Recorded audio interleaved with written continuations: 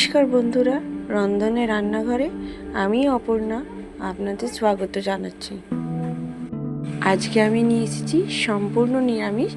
এগুলো আপনারা উপোসের দিনে করে খেতে পারবেন। আজকে আমি বানাবো দই আলু।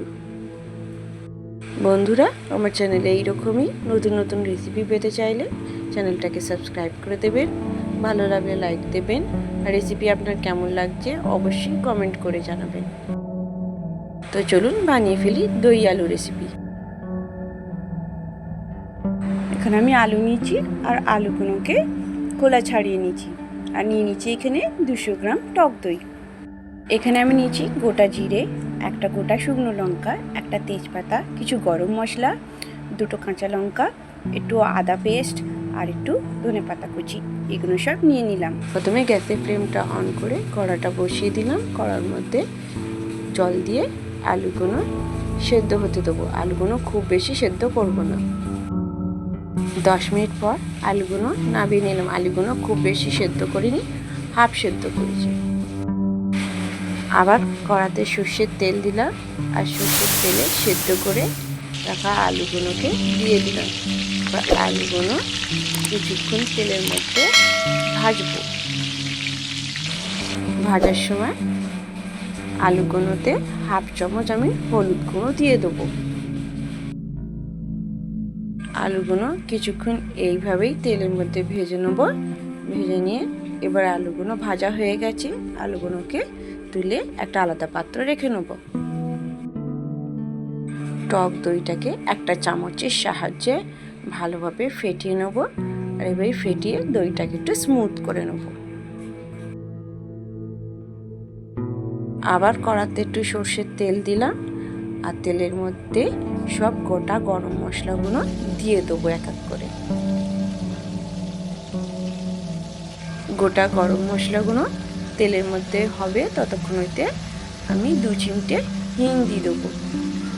হিংটা দিয়ে এবার গরম মশলাগুলো কিছুক্ষণ হতে দেবো।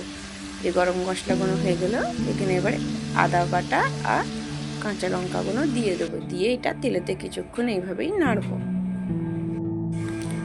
কিছুক্ষণ তেলেতেই নেড়ে নেওয়ার পর এখানে জিরে গুঁড়ো আর ধনে গুঁড়ো দিয়ে দেবো। তেলের মধ্যেই সব মশলাগুলো দিয়ে তেলের মধ্যে কিছুক্ষণ নেড়ে নেব। এবার তেলের মধ্যে ভেজে রাখা আলুগুলোকে দিয়ে মশলাটার সাথে কিছুক্ষণ কষে নেব।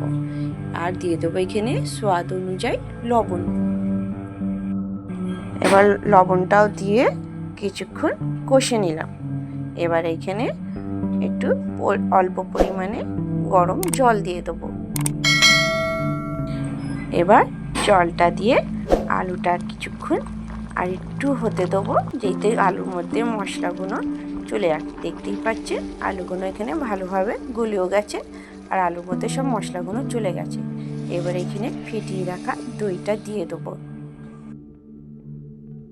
দইটাকে আলুর মধ্যে ভালোভাবে এইভাবে মিক্স করে নেব। মিক্স করে কিছুক্ষণ দইটাকে আলুর সাথে বয়েল হতে দেবো।